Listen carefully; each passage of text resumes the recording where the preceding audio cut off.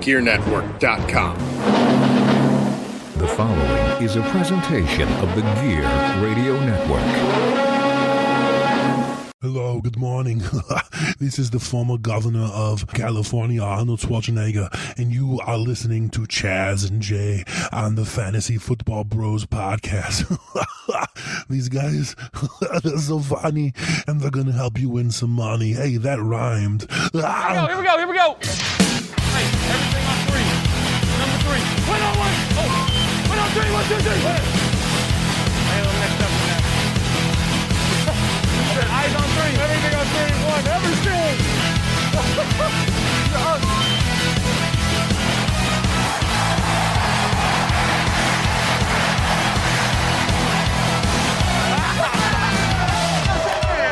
You are now listening to the Fantasy Football Bros podcast.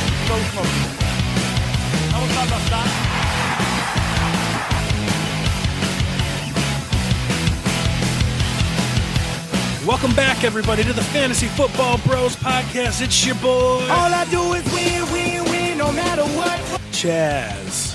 And with me, as always, we have the man, the myth, the legend, Mr. Jay Coleman. Jay Coleman, what's up, dog? What's going on, guys?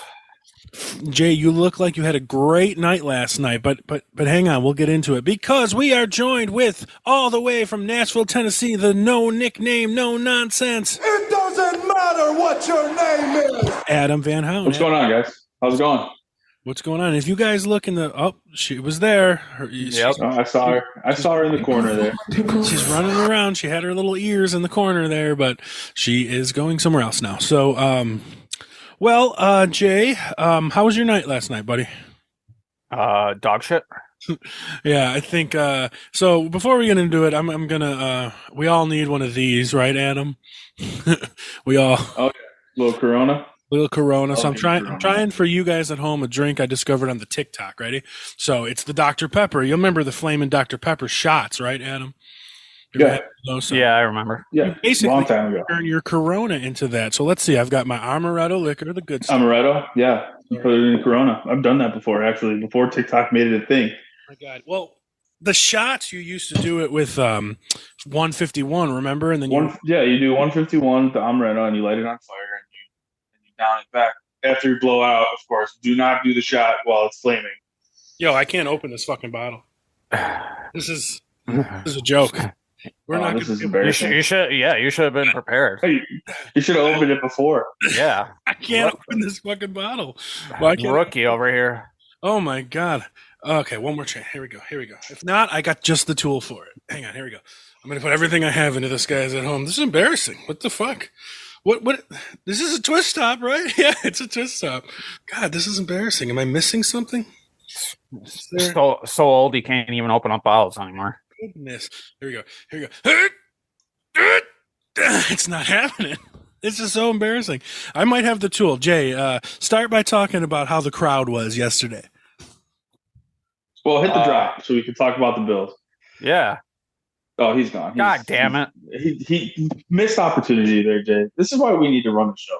Yeah, I know. It's ridiculous. What? We're 2 minutes into the show and he's got it all fucked up already.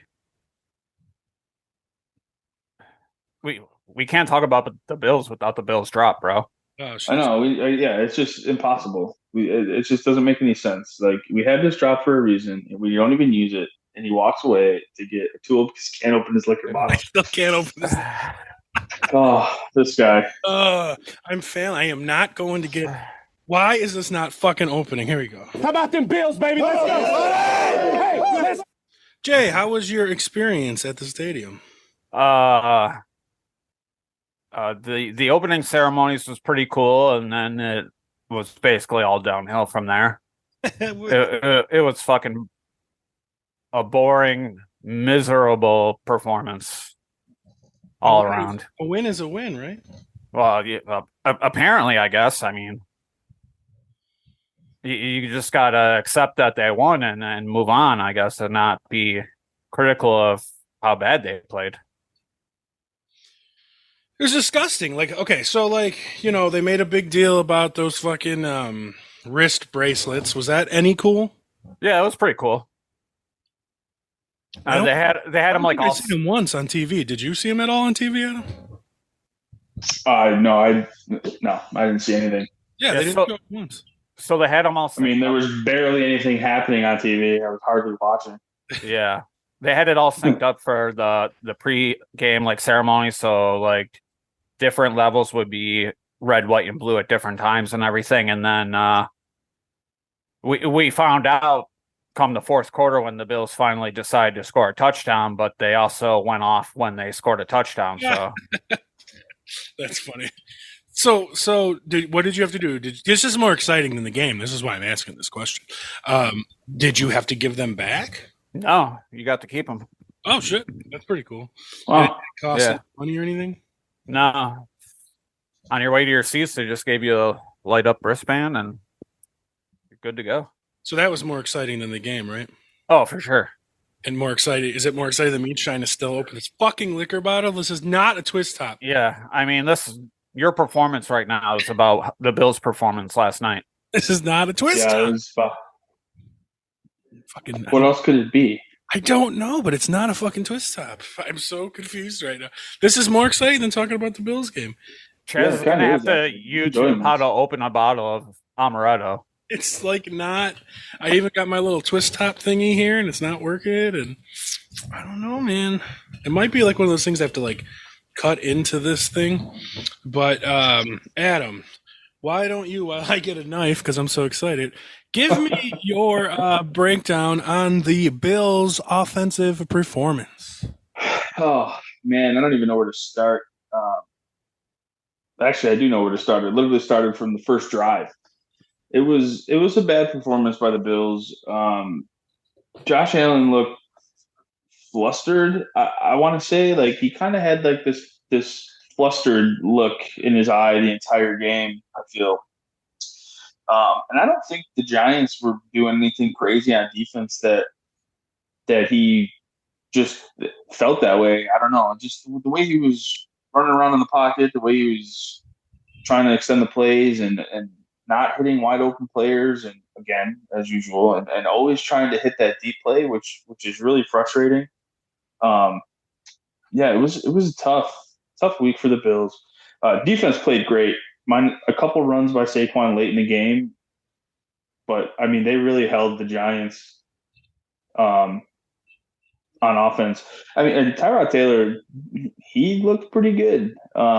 He was hitting some deep balls and he was dropping them right into guys' bread baskets. And Yeah. See, we got lucky at the end of that game. We really did. We got lucky at the halftime. yeah. So That's true too. That was a miscommunication on Tyrod's part, probably that comes with not being in those situations often. So yeah, the offense just looked rough, and then it's Josh Allen, his shoulder, this that. Like this guy's been injured before. Okay, so it's like we got to stop with this narrative of blaming everything else but what's happening on the field. It was jet lag, bro. Yeah, apparently it was jet lag from the way back from London. That was one of the excuses I saw too, which was ridiculous. But yeah, I mean, defense looked good. Like I said, it's just they have to be better on offense because putting up 14 points against one of the worst teams in the league, yeah. So you're just not going to win games that way. yeah, the offense just absolute horrible. Again, it's like the offense playing down to not good teams. Yep. There's also like there's no movement on offense. Like we just like come out of the huddle and we don't really do much, and then we just hike the ball and it's like, oh, find Diggs. Yeah, Find Diggs. Everything seems to be shotgun. Like everything's we barely tried to run the first half, and then we come out the second half and we're like, oh, maybe we'll try running, and hey, that worked. Well, why didn't we do that from the beginning? And then, like, I don't know what the fuck they did to Allen, but he had a chance to have a wide open run, and he didn't even take it. Yeah, there's something with I him. was going to say that too. He won't do it. That was really odd. And for the defense, like, yeah, they played pretty good, but also like our secondary, I don't think played good. We let and Tyrod. They gave up those. Yeah, they gave up the deep plays. And then it was weird to see Tyrod Taylor be able to hit those passes the way he did. But overall, I think they had a pretty good performance as a whole unit, not secondary, not defensive line, not linebackers, whatever. But they really did. They held Saquon Barkley coming back from injury to very few yards, and like I said, he had a couple big ones in the fourth quarter that are going to skew those stats a little bit. But I don't want to give the Bills' defense credit on holding Saquon Barkley to 90-something rushing yards when the guy's coming on high ankle sprain and looks slow as hell. I mean, he did look slow as hell. That's why he was ineffective, and then he still got 90 yards. So if that was a healthy Saquon Barkley, you could have marked him up for 155. So, like, I want, if I'm going to be honest about the Bills' defense, it wasn't that great. The rush defense, a part of it at least. Because their defense was good enough to hold them to 9 points, but the Giants' offense wasn't good enough to score more points than that. And our offense should have had 40 points on the Giants. See, we didn't. That's the conundrum with like the defense is like, yeah, they did pretty good, but that for one, that offensive line is down to like their fucking seventh string. Like one or two players on the offensive line got hurt again last night, and it's like we should have had like more sacks.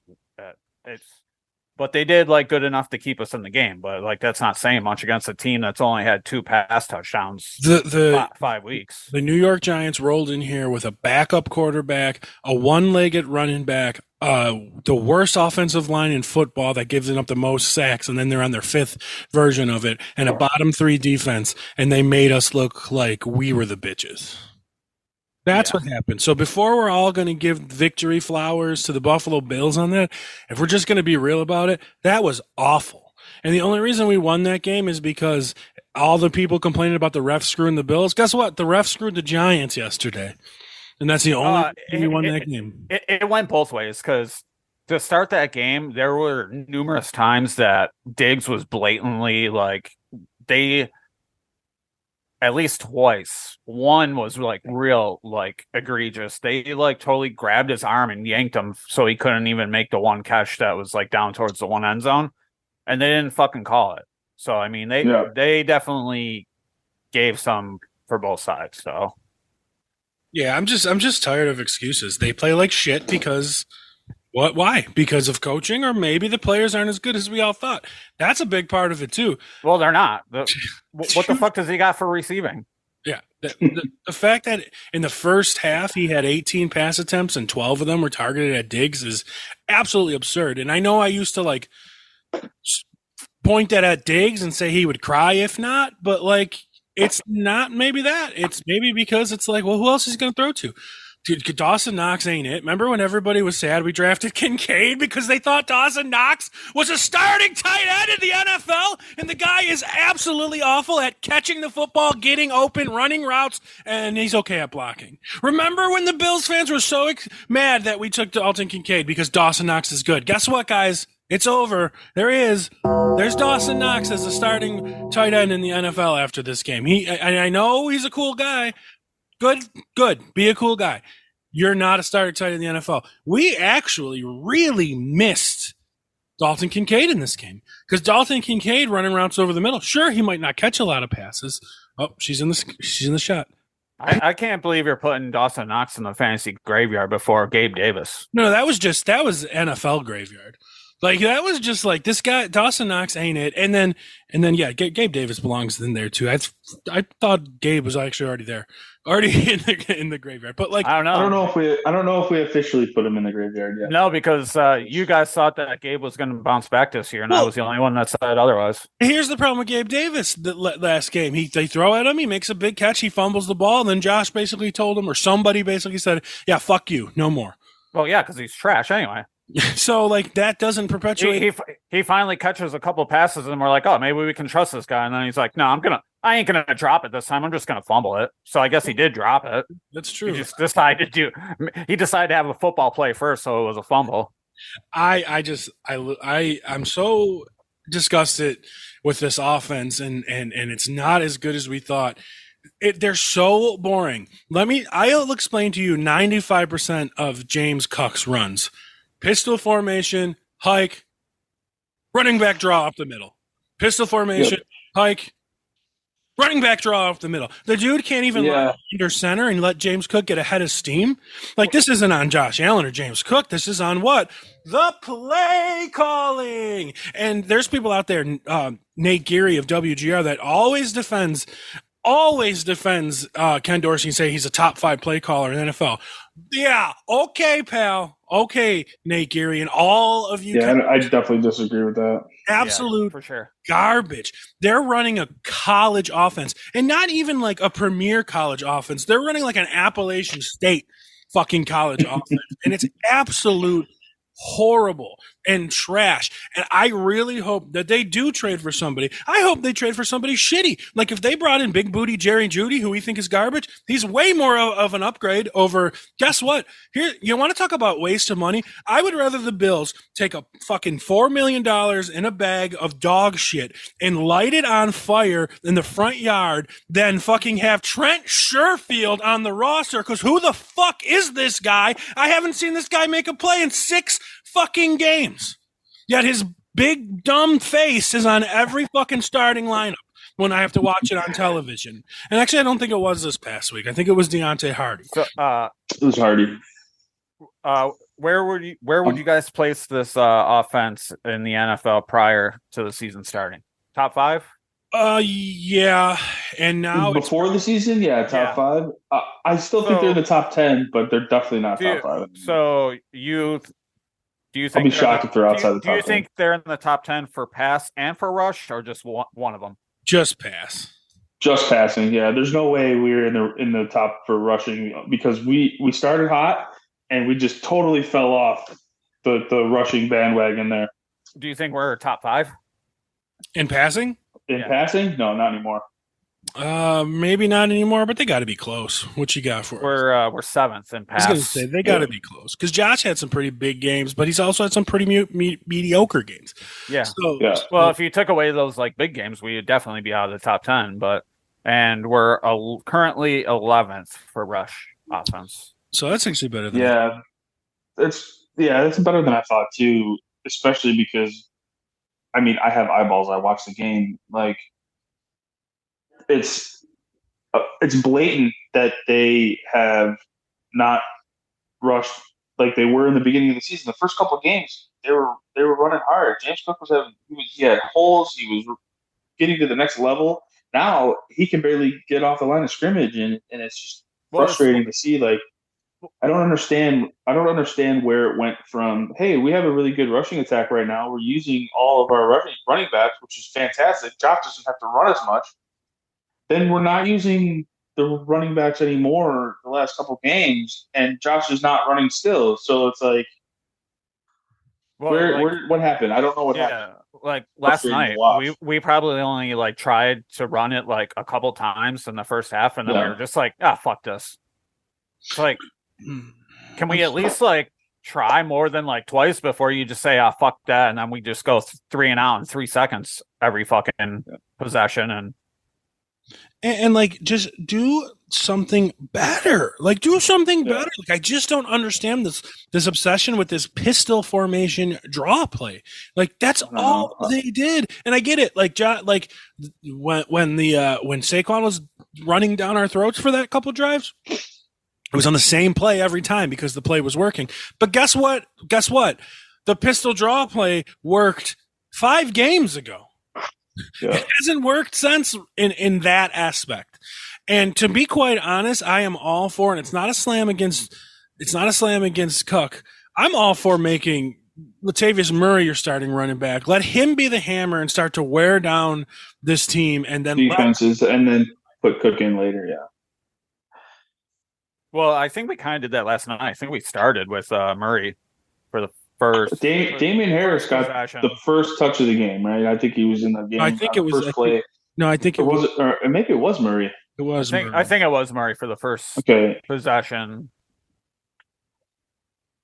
it's so dumb, and it's so like they're just wrong. And I know, like me, Mr. Screaming Conservative, telling you to put in the bumbly running back. It's different though. Like a good bumbly running back works good with like a big armed quarterback, because if you're getting these linebackers to sneak up and stop the running back, then you got shit wide open over the middle. Except we don't have any over the middle options, especially with Kincaid out. So it's just disgusting. You know what this team sorely misses, and everyone's going to hate on it? This team sorely misses a little bit younger Cole Beasley. I mean, we haven't been the same since Cole Beasley left and got old. We don't have that guy that can go over the middle and fucking make shit happen. We have Diggs, but you want Diggs to be, you don't want, that's not a Diggs role. You know, that's not the role you want Diggs for. Yeah. We don't have Cole Beasley anymore. And we're hoping Kincaid to be that, but they're too goddamn conservative on rookies, so it's not going to be Kincaid. So if they go out there and trade for Judy, or they go out there and trade for the kid from Vegas, I just Renfro. I don't care. You don't have to bring in Devontae Adams. That'd be sweet if you brought in Adams, but like. At this point, I'll fucking take anything over the receiving core that we got. Who is Trent Sherfield, guys? Who the fuck is this guy? Jay, you've been to all the home games. Has he caught a pass? I think so. Like one or two. Who is this? Why is this? But you can say that for like all of him. We don't use Shakir like ever. Like we use him like once a game. Fucking Deontay Hardy we don't use. Finally gets a pass catch and a gadget play and gets a touchdown, then you don't see the guy again. Yep. They should be using him more, but no. And I know we're not supposed to say this because, you know, hey, a win's a win, but the Bills. I have Trent Sherfield stats right here. Finish your statement, Jay. Go ahead. The Bills of the last 2 weeks we're not even talking Super Bowl contention here. If we get these Bills all year, we ain't even going to be a playoff contention team. So, well, we're definitely not winning the division. Yeah. How many catches do you guys think Sherfield has right now? A win's a win. 7. I'm gonna be honest and not to like make waves. I'm gonna say 2. He's got 5. Okay. So close. And he didn't catch a pass yesterday. Awful. Who is this guy? Like where? Why? Oh, we signed him from Miami. Like, what does that mean? But also, so he was no one in Miami, right? I remember when they signed him, they were excited, and I was what are the stats of Deontay Hardy and Shakir for the season too? All the fucking same. Yeah, exactly. But you're going to throw 18 targets to Stephon Diggs every game. Oh, it's working, is it? And to be honest, Gabe Davis probably isn't much higher. I mean, he's probably got like what? Gabe Davis has got as many touchdowns as Sherfield's got catches.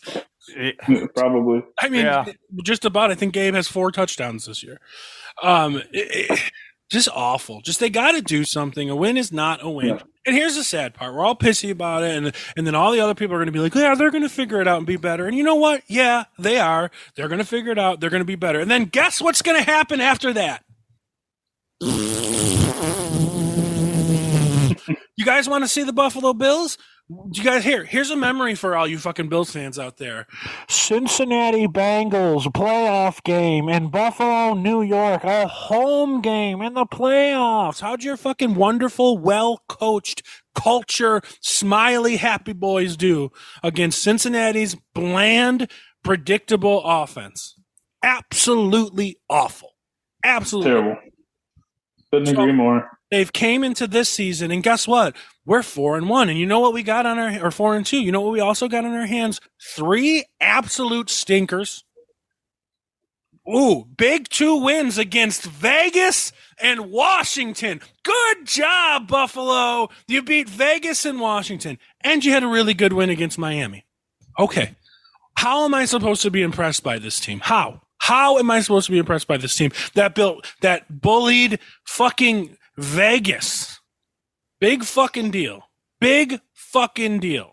And bullied Washington. Absolute trash.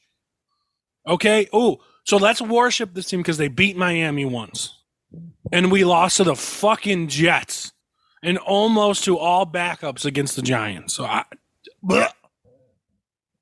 Yeah, it's frustrating as a fan too, and I get frustrated with the fans. We all know, we all do. We shit talk them all the time on the podcast, which is probably why we don't have any listeners or viewers. But I don't really care. They're like Jay said, win is a win. Okay, but if you're using your eyes, like, look at what they're producing on the field, and it is not good football. We struggled against the Jets week 1. We lost to a Zach Wilson led team because Aaron Rodgers got hurt 4 plays into the game. And good on the Jets too, because they had a big win in Philly. Or against Philly, not in Philly. They were in New York. And we lost last week against the Jaguars.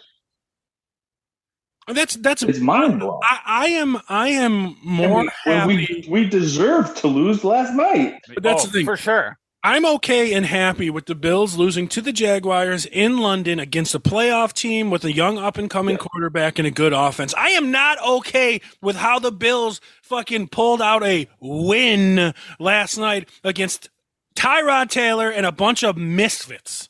I am not happy about that at all. At all. I am way more upset at this game than last week's game. And I'm way more upset at this game than the fucking Jets game. Way more upset. Well, and like I said earlier, like fucking the fans. Like the one fan on Twitter was like talking about, yeah, well, we got to win, and you know, about like, oh, like Super Bowls aren't just how you measure success. Yeah, okay. This is the fucking NFL. You get fired if you don't win Super Bowls. Like that's the only fucking thing that matters. Like if we're not playing for the Super Bowl, like what the fuck are we doing here?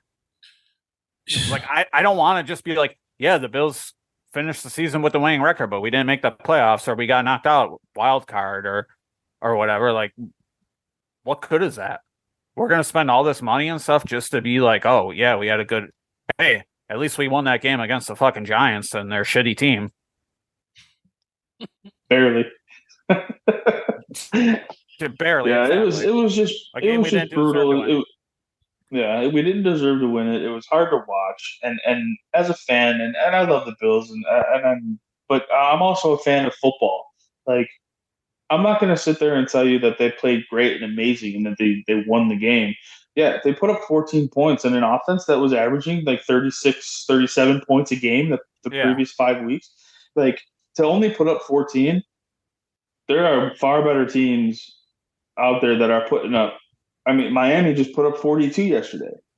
Well, that's the difference. Like, we're true fans where we're going to say, hey, yeah, they won and they either looked great, or we're going to say like, yeah, they won and looked like shit, or they lost, looked like shit. Either way, we're not just going to be like, well, we won that game, and so let's be happy and let's just ignore how bad we played and how we didn't deserve to win because they won.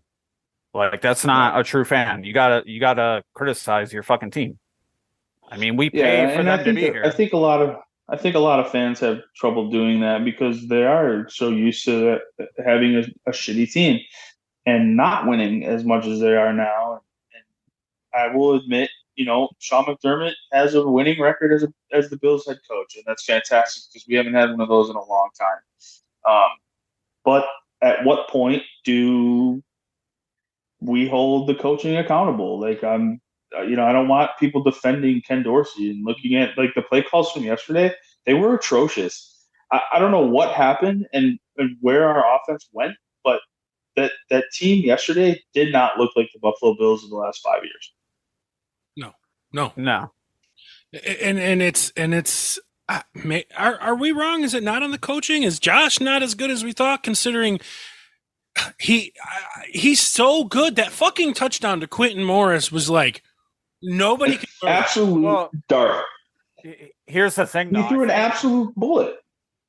Josh is so like team first, like coach, like he's always gonna ride with the coaches. So I think that he's gonna try and stick to whatever the coach wants.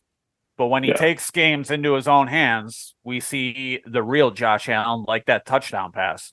Like, I think that's the real Josh. We're just seeing him restrained, I guess is a lack of a better term. That's all I can come up with. Why put fucking handcuffs on Josh Allen? Well, I understand you want to keep him healthy. You want to keep him till he's 40 years old. He's only 26. He's got a better, I mean, the big comparison is always Cam Newton. Cam Newton fell apart when he was like 30 years old. Cam Newton was never as a polished passer as Josh Allen. Cam Newton was a okay passer, but needed to rely on his legs a lot more than Josh Allen does. So the fact that Josh Allen has an arm like Patrick Mahomes, even if you want to give Patrick Mahomes the edge, fine. Josh Allen has an arm like Patrick Mahomes. You know who also has a big arm is Matthew Stafford, and he still has it in his late 30s. And Josh could be that guy and slow down. How about when he gets old and slows down then? How about you let the guy run now while he can, and then when he gets old and slows down, then you make him be a fucking pocket passer. Especially when he has wide open fucking lane to run. I have a feeling like they're going to fine him or something internally if he runs. And that's not, I haven't heard that anyway, but look at him. Look at the way he like steps up and is like, nah, bruh. Yeah. He's always like that. He's like, oh, there's a lane. Nah, bruh. I can't take that. Well, and so that's like, so we seen the real Josh Allen with that touchdown pass. We seen the not real Josh Allen with that run. Then you see the real Josh Allen again when Spencer Brown got decked and Josh Allen came out of nowhere and lowered his shoulder. Yeah. And now he's got a shoulder injury. Yeah. Listen to this. Listen to these stats for the game. Okay. This is our receiving core. This is for me, this is a pretty big deal. To having all these weapons that everybody claims that we have in this net. Stephon Diggs had 10 receptions. Okay. The next, let's see, there was 6 players that caught a pass in the game. Gabe Davis and Dawson Knox each had 3. That was the next reception totals for the guys on the team. Quentin Morris, Khalil Shakir, and Deontay Hardy all had 1. It's awful. And he's making it work just like Patrick Mahomes is making it work. They both have one elite weapon. They're both winning ugly games. One of them is going to need to make a move. But to be fair, unless you're Miami, thankfully we crushed Miami. But to be fair, the Bills look like shit. The Chiefs look like shit. The Bengals look like shit. I mean, the Chargers are 1-4, 1-3. So like, unless Miami runs away with this, which I don't think they're gonna, we're not out of it. So as much as the teams have sucked. You're right, they have. Bengals haven't looked good. Joe Burrow has looked like dog shit. Mahomes is not Mahomes of the past. He looks a little flustered in the pocket too, and the Chiefs just aren't putting up the points like they used to. And these teams are beatable, but we have to be able to get to fucking playoffs before we even think about it. And our biggest thing is our takeaway from the Bills is, we lost in 13 seconds to the Chiefs. Okay, well, we're going to lose in a lot more than 13 seconds if we keep playing like this. Like, teams are going to just dominate us in entire games if we can't put points up on the board. Like, forget 13 seconds. It's over and done with. It was 2-3 years ago now. Yeah. We're on to this season. Like, let's get it together here. Let's let Josh Allen do his thing and not be conservative with our superstar quarterback. We invested a lot of money in, and just let him go. And like Jeff said, I completely agree. He's 26 years old, man. Like, if he wants to become a pocket passer at 30, fine. But right now, while he's as strong as he's ever going to be, let him go. Yeah. The concerning part to me is that the Miami offense is soaring, firing on all cylinders, putting up massive numbers. The Bills are going the opposite way. We're trajectorying down instead of up. So I mean, and things will change, and that's fine. Yeah, I mean, we got to figure it out. I don't expect games like this every single week. I don't. And moving forward, I think we'll be okay. But it's yesterday's game. I'm looking at it going, there's no way that anybody in their right mind thinks that they deserve this. Well, No. I would like to say you're welcome to everybody at home. If you listened to me and you took my advice to take the Giants, I said last week on the podcast, especially if Tyrod Taylor starts, there is no way the Bills are winning the game by double digits. No way. And we barely fucking won the game in general. So that's your team. That's your Buffalo Bills. Backup quarterback. We don't need to prepare. Fuck this. I get the 90s vibes from the Bills. Because you guys, here's for a lot of you guys at home. I'm a little too young to remember this, but I've studied the NFL and the Bills and stuff. 1990, the Buffalo Bills, the heavy favorites in the Super Bowl, up against the New York Giants. The New York Giants and their backup quarterback, Jeff Hostetler, because Phil Simms is hurt. And what happens? Buffalo Bills go out and party all night. Take the fucking team for granted because they have Jim Kelly and Bruce Smith, and fucking Bill Parcells shits down our throat, and we lost the only chance we ever had to win a Super Bowl because the Buffalo Bills are fucking choke artists and they never take anyone seriously. This is a 30-year fucking history of this. 30-year history. New owners, new coaching, new management. I don't know if it's the Buffalo culture, the Buffalo fucking tailgate culture and party fucking culture that does this, because the Bills have admitted, Bruce Smith, Daryl Talley, these guys have admitted that they were fucking partying the night before the Super Bowl and were hungover in this game and thought they were just going to blow the doors off of the backup quarterback and the Giants. Does this stem from the fucking insane fans we have? I don't fucking know, but there needs to be a change in something in this organization at some point in my lifetime before I fucking explode. I think it's a lot of teams are like that. I mean, the Sabres were back in the day when they had Derek Roy and Pominville and all those guys. They were partying downtown 24/7. Again, that feeds into what I just said about the Buffalo culture. But I mean, it's New York City had the same thing. I mean, in baseball, the Mets were partying all the time in the 80s and 90s. Yeah, but that's true. So that is very true.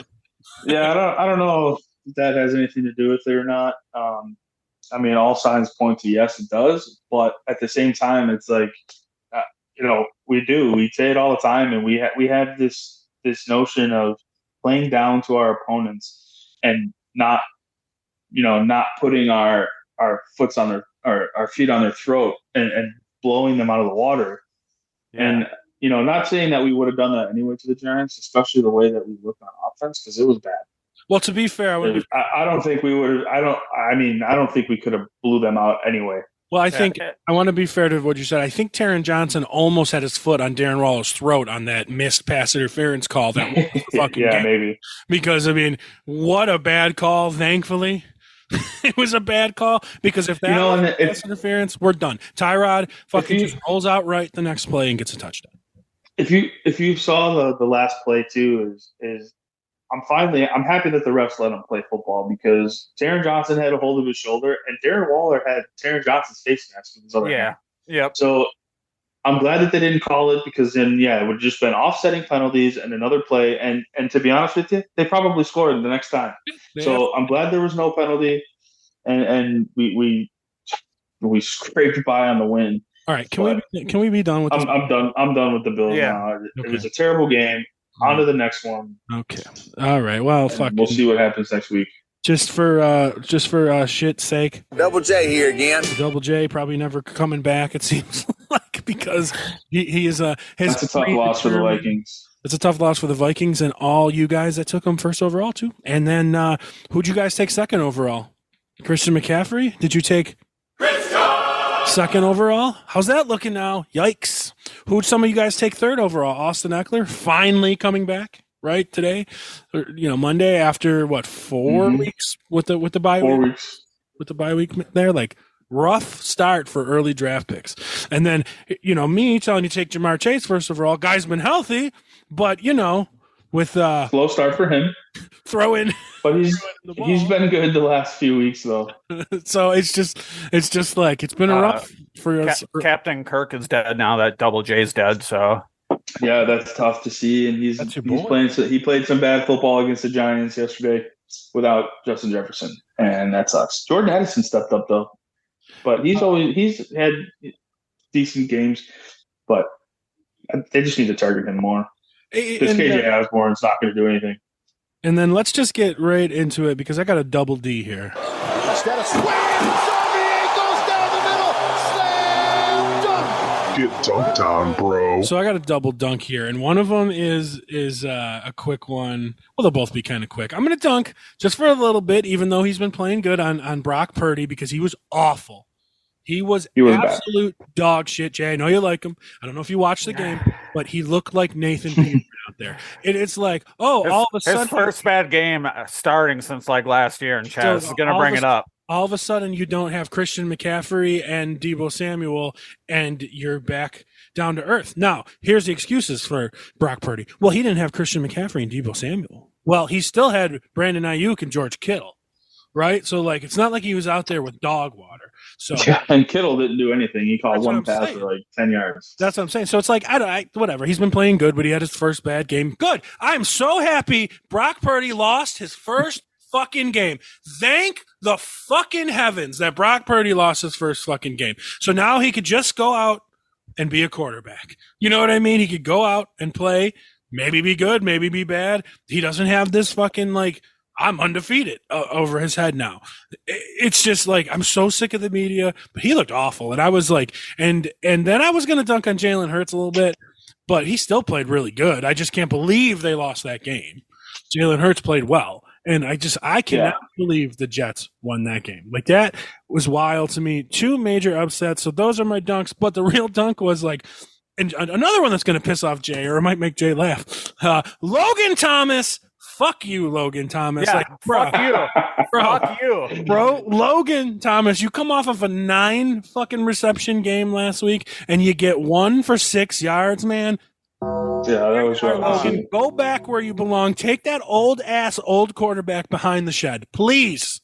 I'm going to say fuck you, and also fuck Logan, because you were the one who's like, we should take expose you, because last episode you were like, yeah. You know, if Logan Thomas is out there, you better pick him up and start him. You should have picked him up, absolutely. And I did pick him up, and I did start him, and he got me 1 fucking point. So that's who I was talking to, because you played him against me.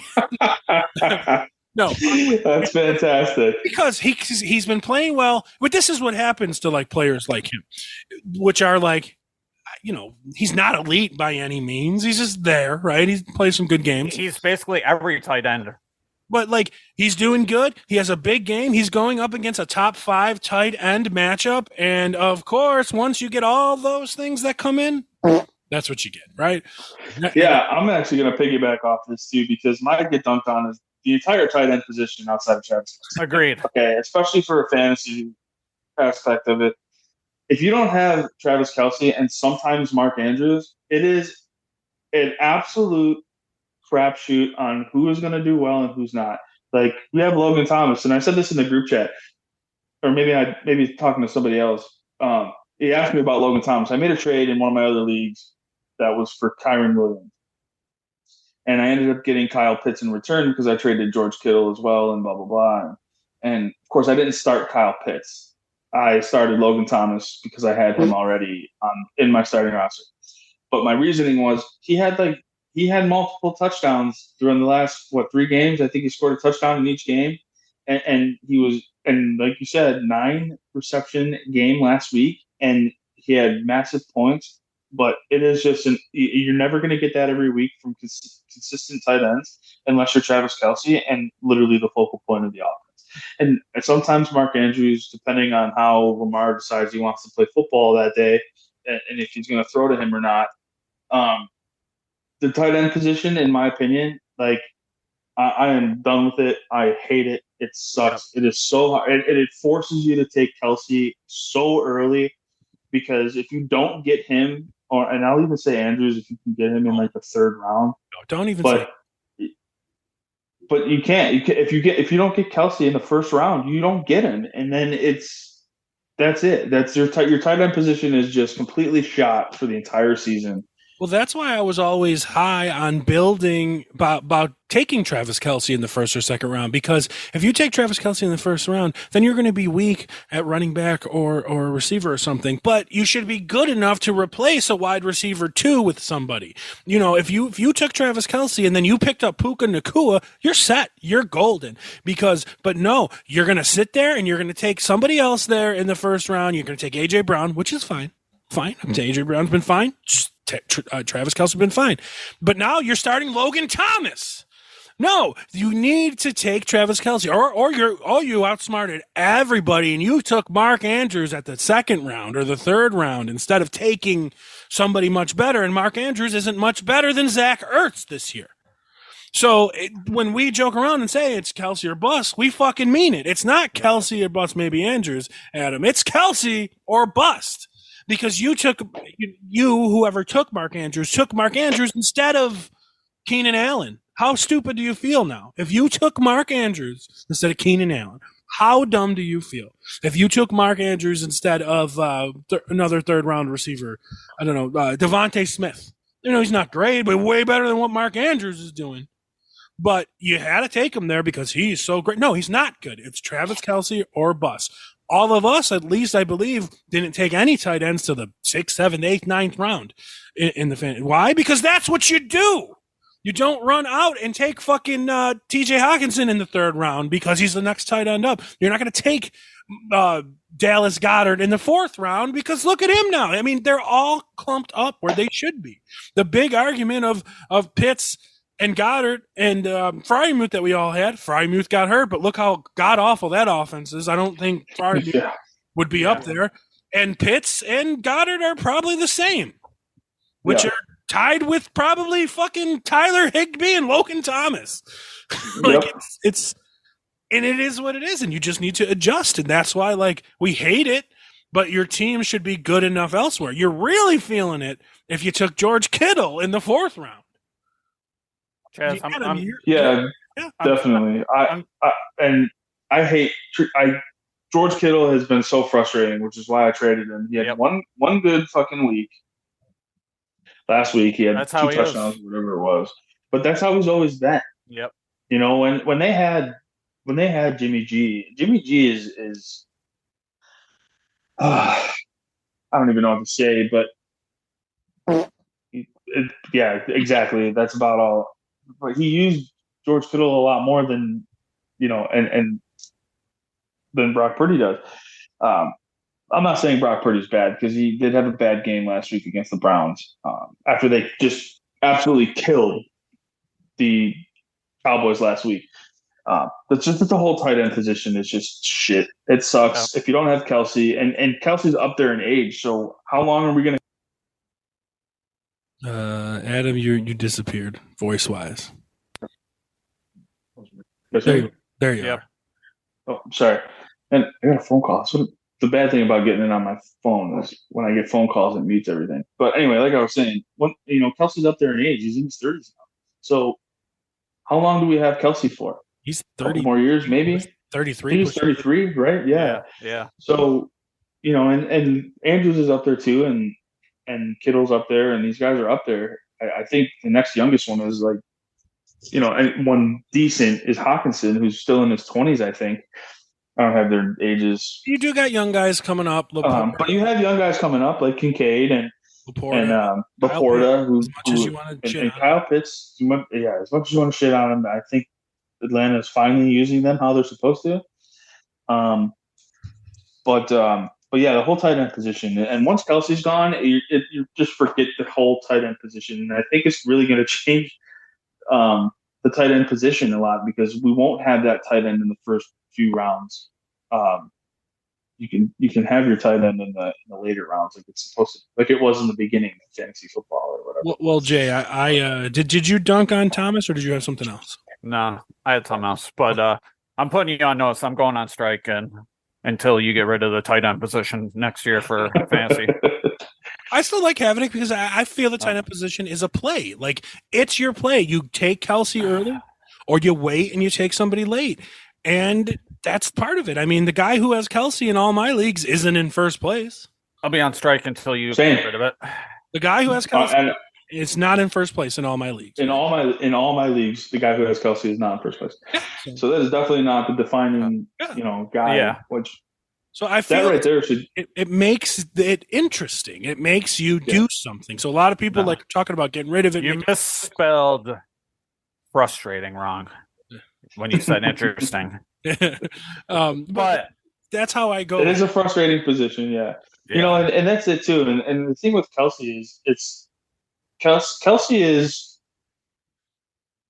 20 points or it's a bad week, right? In fantasy football. Every other tight end in the league, they get you 10. It's a good week for a tight end. Yeah, for sure. But then when guys get under 10, it's like, what the fuck were you even doing on the field? Were you even there? Yeah. So it is a frustrating position, especially as fantasy owners, and it sucks sometimes picking a daily lineup where you have to pick a tight end. And any daily league that I'm in, Kelsey is my first choice if he's available, and then I figure out the rest of the roster. So Jay, what's your official dunk? Well, I see your double dunk, and I'm gonna raise you the quadruple dunk. Oh shit! I'm dunking on all of last night. The Bills, the Giants, the refs, the fans, all of it. Wow. All around. Just wow. The dumb things they're saying on Twitter. Yeah, because they're annoying and they're dumb. The Bills because they played like shit. The Giants because they were scumbags starting fucking fights. They apparently intentionally stepped on one of our linemen. Yeah. I can't think of his name. Dawkins, right? Dawkins intentionally stepped on him, threw Spencer Brown around, starting shit. The refs for just horrible calls, both sides of the ball. And then the stupid, they went 2 different times for those personal fouls. They wasted 10 fucking minutes talking about it to just be after 10 minutes, they're you know what? Just let's do offsetting penalties because we have no idea what the hell's going on anymore. And it's you wasted 10 minutes to do that. You should have just been all right, offsetting penalties, boom, done. Instead of talking about I agree. For forever. Yeah, and that's I hate that rule. I hate the offsetting penalty rule because to me, if I'm watching a game and I see 2 guys commit a penalty, 2 guys get into a roughing, a roughing scenario where there unnecessary roughness penalties called on both teams. Basically, that gives everybody the okay to just, all right, well, they already have 2 penalties that are going to offset regardless. Let's just everybody get involved and see how many penalties we can get in this skirmish that we got going on here. So it basically hurts whoever only got 1 unnecessary roughness penalty as opposed to the team that got 4 in the same play. I think there might have to be some sort of change on the offsetting penalty rule and just hey, you got a defensive holding. That's only a 5-yard penalty. Okay, but the offense got a holding penalty, so that's a 10-yard penalty. Well, it's not going to offset. They're going to lose 5 yards and take a difference because they committed the foul that has the most yards. Not that it's going to happen. The NFL, they don't change rules for shit. Yeah, especially when it comes to penalties. Night, but the second skirmish that we had, and they're personal foul, and they read off 3 Giants players, and they go, Bills, all right, 1 player, and they're offsetting. It's whoa, they just got 3 personal foul. What the fuck are we doing here? Yeah, so I would at least like to be I would like it to either if there are 2 penalties on one on each team, just if they actually if they're the same yardage, offset them. Yeah. If the yardages are different, then take the difference, award it to the team that committed the penalty, who the most yards against, whatever. Yeah. And then if there's a case where there's multiple penalties on one team and one, in that case, it's 1 penalty against the Bills and 3 penalties against the Giants. Okay, then the penalty should be in favor of the Bills, and they should get the yards for that. Yep. It's a crazy system, and I hate it, but they probably won't make the change. No. I mean, that would have to be something that somebody brings up. Well, unless Taylor Swift wants them to make a change. Sometimes you need that. Roger Goodell and says, "Hey, your penalty policy is really fucked up. You should do this." Then Yeah. Well, I'm adding a quick another dunk on before we move on to Il Tramonto Amaretto because I cannot fucking open you. And I tried, and I've got a knife, and I got a bottle opener, and it says it's a screw top. Take a hammer to it. I can't even. Are you sure, dude? Is there like a plastic film on there that you have to take off first? Yeah, but I can't even get the fucking peel off. I've tried. I got a knife fucking cutting it. It won't even cut through the fucking plastic film. I think I just need to get like a big pair of pliers and say, fuck it, Stefan Diggs is down there somewhere and try to get it off. All right. Before we move on to the next bit, I didn't read off the best performers of the week, so let's run through it quickly. Top 5 tight ends. Number 5, Baby Gronk. Michael Mayer, 12.5. Jonnu Smith, 13.6. Kyle Pitts, 14.3. Dalton Schultz, 16.1. And, of course, Travis Kelce, 21.4. Do we look out for Michael Mayer? Probably not. Just move on. Wide receivers. Drake London, 21.5. So let me just throw that out there. That is 3 pass catchers in Atlanta that I named off that are in the top 5 of their positions with Jonnu Smith, Kyle Pitts, and Drake London. So that passing game might be coming together. Drake London, 21.5. Cooper Kupp, 27.8. More than Adam Thielen, of course. All of a sudden, 28.5. My guy. Tyreek Hill, 30.3. Our guy, Jay. And Amon-Ra St. Brown, 30.4, your number 1 receiver. Your number 1 running backs, all because of one run. And Adam knows who I'm talking about. That'd be King Henry at 19.3. I was literally just going to text in the chat for watching that game. I was like, is Derrick Henry done? And then he busts out a 76-yard run. 63-yard rush. Yeah. And then they capped it off with a 15-yard touchdown. So great to see that because that's one of my favorites. Breece Hall, 20.3. Kyron Williams, 21.8.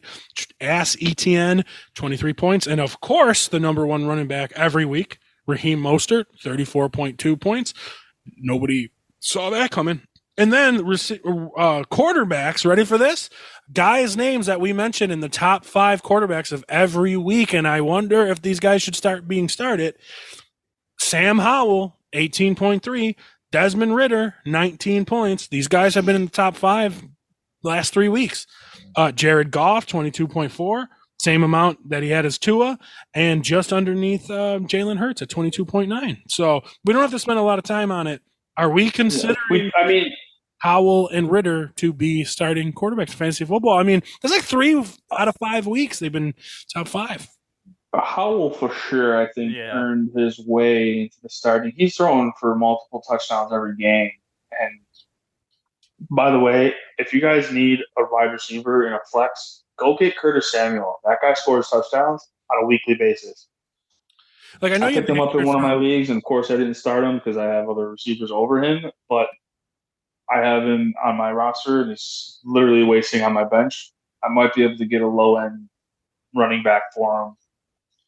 And I know there's a hatred with you and Ridder, and he's not great, but, I mean, he's been in the top 5 a couple weeks. He's got 3 receiving options in the top 5 of each positions. I mean guys, I think he actually led the week in passing yards. I mean, he had like 300. Teams that play from behind have to throw. So, I mean, he's definitely worth a start. I'll admit it. And I have no problem because I use my eyes. He's not a – if you have a better quarterback, obviously you're going to start him. But if you're in a buy-in for a bye week, pick him up. I'll tell you right now, I mean, this game hasn't started yet, but I have Dak Prescott, and I'm considering starting Desmond Ridder. Last week we said the whole Cowboys are in the graveyard. They're in the fantasy graveyard. It's too late for anybody now, but there's no more of a Cowboys game than this week. Cowboys are going to – I'm calling it now. Cowboys are going to tear up the Chargers because this is what the Cowboys do. They just shit on themselves for 2 weeks. They shit the bed, and now they're going to blow out the Chargers. Come out strong. In the Chargers, I am hoping so because I am down by 40 points in the Fantasy Football Bros League, and I have Dak, I have CeeDee Lamb, and I have Jake Ferguson going tonight. I'm projected to win, but holy shit! As much as you hate the Cowboys, you're rolling out 3 Cowboys. I have no choice. Deshaun Watson was out. I don't have another tight end. I hope CeeDee Lamb breaks his leg on the first play. Jay is up against me with CeeDee. Jay's up against me with CeeDee Lamb. That's why. Nice. I don't want to count out Keenan Allen or Justin Herbert to be in the top 5 this week. But they are playing a very tough defense. But My concern about Are they? Dallas' defense this week is that Brock Purdy just tore him up last week. Right. Okay, and we saw what he did this week against Cleveland's defense, who looked really good. But it was bad conditions this week during a dome. There should be no weather conditions whatsoever affecting this game. So yeah, we'll see what happens. Well, let's move on since hang on. Go on. Before we get there, shout out to all the Chaz and all the other haters that put Adam Thielen in the graveyard, but our guy Adam, hell yeah, is just he's our guy, man. He's stacking. And actually, roll the victory lap. And I'm going to start it off for a victory lap. Because my victory lap goes out to all the guys that picked up Adam Thielen off free agency and starting week to week. And my guy and Jay's guy, Adam Thielen, still getting it done. He's Chaz leading. said he was dead. I did. He's scoring touchdowns. He's getting 10 receptions a game. This guy is going nuts. He's 25. And I love to see it. I love Adam Thielen. I picked him up in one of my leagues. A buddy of mine, and we always go back and forth on trading Adam Thielen to each other. So one of us always has him. Well, guess what? I ain't trading him this year. He is staying with me. Adam Thielen, my victory lap goes out to you, man. The old guy getting it done. Fair.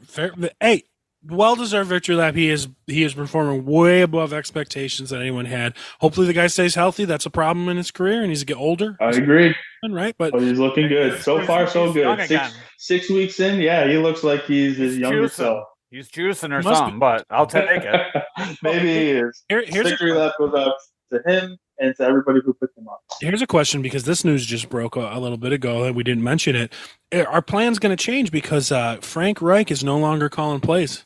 He gave up the play calling duties. So I don't know if that changes things, right? Just something to keep in mind. No, we'll see.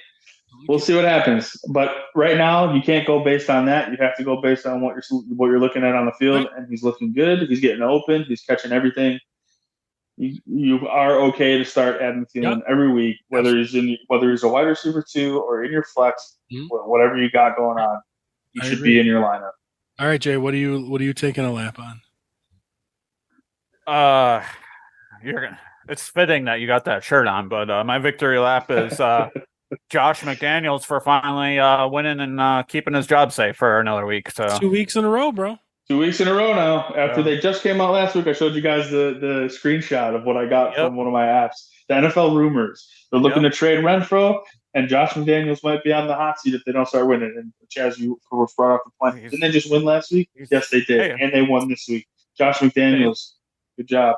Yeah, lit a fire under his ass. He's finally winning games. Now he's threatened. So I just want to say that I'm not wearing an Oakland or a Raiders shirt. This is a Papa Roach shirt, if you can see it, because I got this because Papa Roach is from like the Oakland area, so that's why they have this shirt. But you guys, so they ripped off the Raiders crest. Yeah, I don't know how they can do that, but they did. This was like a legit shirt I bought for the concert, for $50. But I digress. Good call on that, Jay. And that's with the backup quarterback coming in at halftime. Yeah. So there's that. And my victory lap, it's gonna hurt Jay just a little. I didn't beat Jay quite yet, but I got a big lead on him, and that's because I did make one move that was very fantastic. I had Miles Sanders come out late, of course, that he had a boo-boo and he had to go and sit on the bench. So last minute, and thankfully that news came out midweek. So on the last minute, I decided to pick up a defense since I was going to roll in and start Baltimore against Tennessee, which they still did great anyway.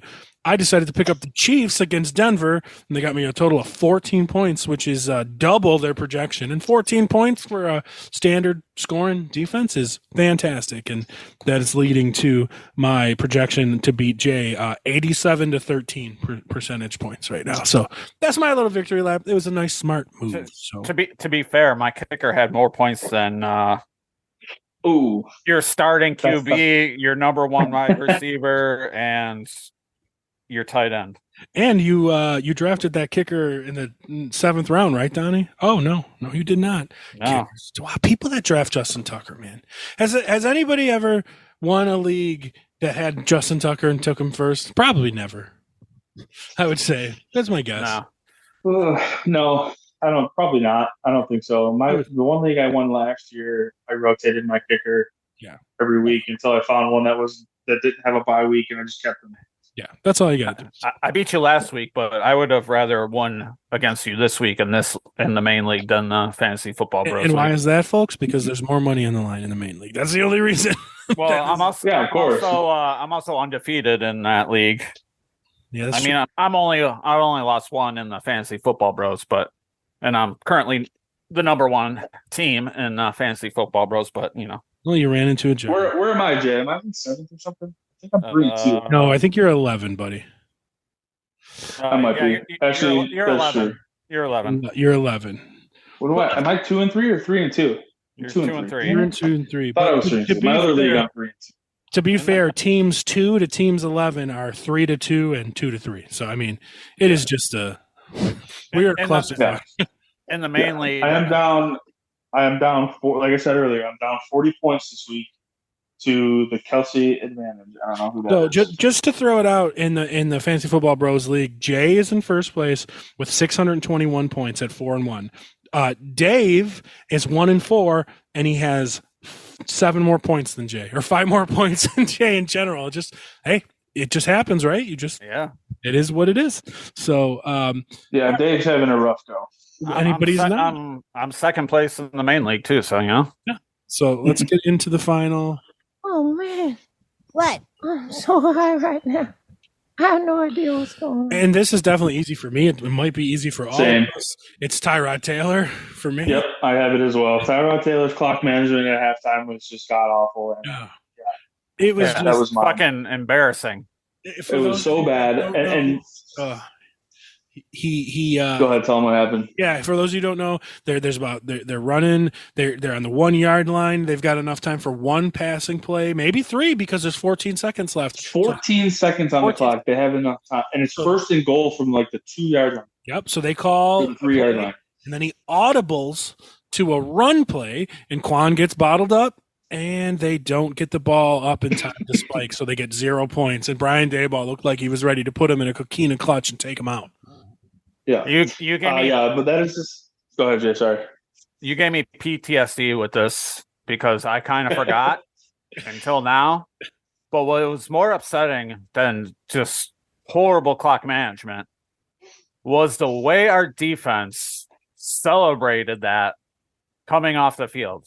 Right. Hoyer ran off the field like we had won the goddamn Super Bowl, all because Tyrod fucked up. And that's how soft this team has become, that they're celebrating the offense. Minor victories like stopping Saquon Barkley at the 1.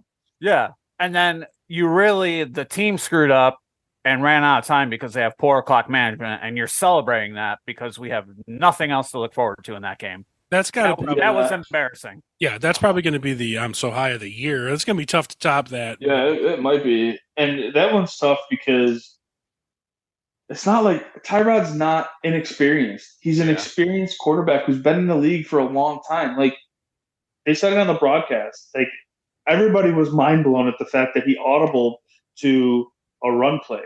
So I heard on I don't know if it was on the broadcast or if I read it afterwards, but in that situation, why does he have a play being called in his ear that gives him the option to do that? Right, yeah. So is that on the coaching staff as well, or is that on the poor management on Tyrod Taylor? Honestly, it's a little bit of both. So yeah, probably. Tyrod Taylor is just he's an experienced quarterback. He's been in the league for a long time. He's been on a bunch of different teams. He's been a starter in this league. He should know how to handle 14 seconds on the clock from the 2 yard line. That's 3 passes. Your route, you have 2 yards to run a route. Those routes are quick. They're either slants, they're fades, whatever you want to call it. If you don't see it, throw it on the end zone. Boom. You probably wasted 3 seconds? Yeah. Throw another pass. At that point, then if you don't, at least then you can stop the clock and kick a field goal, get some points before the half. Terrible management on Tyrod Taylor. Terrible play call that gives him the option to even allow him to do that. From the coaching staff, I'm so high right now at the end of halftime there last night to just top off an absolutely awful game to watch. Yeah. So, well, what's yours then, Jay? Well, that was going to be my one, but I figured you guys would have it, so I came up with a backup. Mine is. Oh, look at Jay doing some research here on the show. I'm going with Vegas for the betting shit. How they put the Bills at what were they, 14 or 15 15 points? and a half favorites. They obviously 15 and a haven't been half is what it watching. ended with. They haven't been watching Bills games, because if they were watching, they would have known that was an outrageous number. Well, that's why you take down betting advice from me that said last week take the Giants, even before I heard the line was that big. So whoever came up with that number was high as fuck. Well, I'm so happy this week's over. The Bills sucked. My fantasy teams were okay. It was just a weird week. I'm happy it's over. I can't open this goddamn Amaretto. I'm sad. I just want to watch this fucking football game. One fantasy team did good. One shit the bed for me. So yeah, I'm pretty much. I got one dominant team, and the rest are all 2 and 3, 3 and 2. So they're all around right now, and they're about to finish. I believe I sent Dave to take this week's song, but he's off. So did you have one, Adam, for spooky song? Jay, you got one? I got one. I just wanted to say the real reason that Dave's not here. Well, what's that? You don't. Come on, you don't know what? What's that? His guy is back in the graveyard. He had one good week and comes out and does nothing. So yikes. Fair enough. He had what did he have? Let me look it up here. He was okay. We're talking about Joe Burrow, folks. He was okay. No, D-Hop. Oh, D-Hop. Yeah. Oh, D-Hop had one catch. He had after his 22-point performance, and he was all excited. He's back in the graveyard with his 3 points. He had one catch for 20 yards on 5 targets. Yep, that sounds about right. D-Hop, that's where he belongs. Well, he went to a Super Bowl contender with an elite quarterback like he wanted. So I mean, he got everything he wanted. Dave was too sad to come on. Well, I guess I'll. I do have a song. If you're ready for it. Sure. We're gonna go with Alice Cooper and the Ballad of Dwight Fry. Oh, nice. So that's what we're gonna do here for spooky season. For the song of the week, Ballad of Dwight Fry from Alice Cooper, and I believe that's a good pull. That's a good pull right there. So hopefully Dave comes on and has another one for us coming up. So well, everyone at home. Good luck in fantasy, because I mean it's just a weird fucking season right now, and it is a weird season, and this week was weird, especially too. There was a lot less fantasy points scored this week than there has been in the previous spot. So. Right? Yeah, even just saying the top quarterback of the week was 22 points. Yeah, that's pretty low. Jalen Hurts. I mean, I almost want to guarantee that Justin Herbert's going to end up with the top, because 22 is not hard, but you never know. Considering last week Desmond Ridder was your 5th quarterback at 26, so like last week's 5th quarterback higher than really low scoring this week. So yeah, I mean I'm not even going to break 100 in one of my leagues for the first time all year. So it's weird. Well, most likely, Keenan Allen goes off for like 35 points, which I'm okay with that. I have him in my league. Same. I'm 5-0 in this league, and I'm up by like 40 points. My opponent's got Dallas's defense and their kicker to go. Oh, you're fine. So we and I have Keenan Allen tonight, so I'm definitely safe there. All right, everybody. Well, thank you for checking out the pod. Your song of the week is The Ballad of Dwight Fry from Alice Cooper. Dave, thank you for avoiding the important discussion about DeAndre Hopkins. Maybe you'll be here to see For Whom the Bell Tolls next week. But until then, we'll see you guys next time. Peace. See you guys. Later, guys.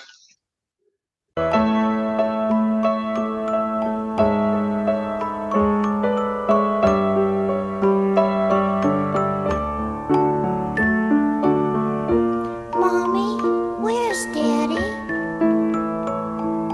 He's been gone for so long.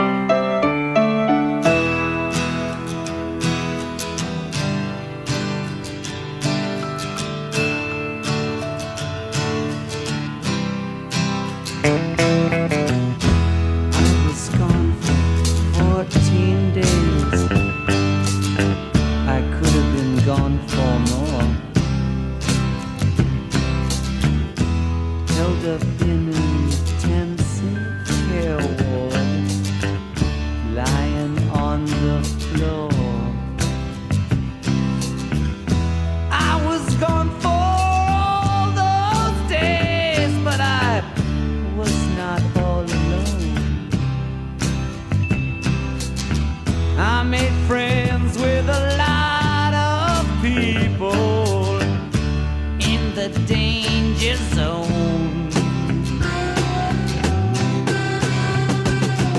See my lonely life unfold.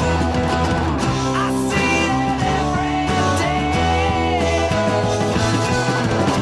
See my only mind explode since I've gone away. I think I lost some weight there, and I'm sure I need some rest. Sleeping don't come very easy in a straight white vest. Should like to see that little children. She's only 4 years old. I'd give her back all of her playthings, even the ones I stole. See my lonely life unfold. I see it every day. See my lonely mind explode when I've gone insane.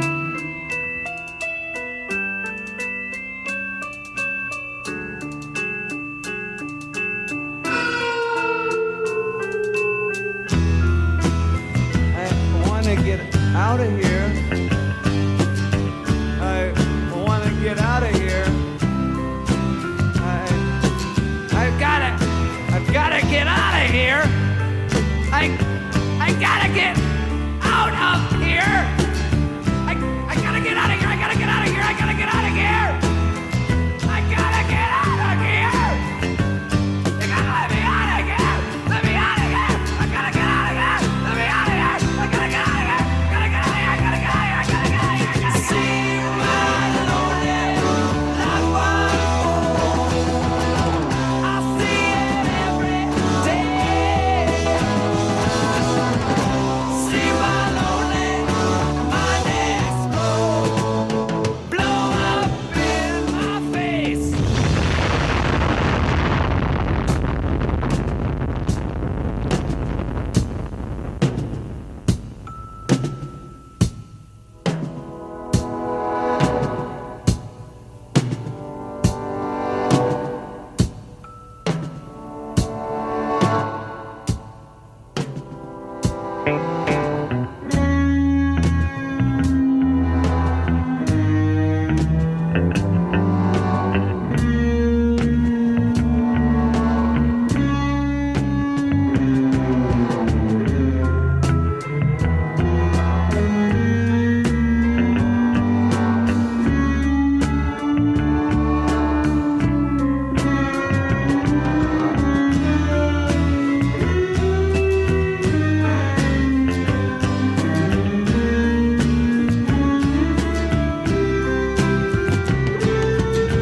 I grabbed my hat and I got my coat and I ran into the street. I saw a man that was choking there. I guess he couldn't breathe. Said to myself, this is very strange. I'm glad it wasn't me. But now I hear those sirens calling, and so I am not free. I didn't want to be. I didn't want to be. I didn't want to be. See my lonely life unfold. Let me alone. I didn't want to be. Don't touch me. See my lonely mind explode when I've gone insane.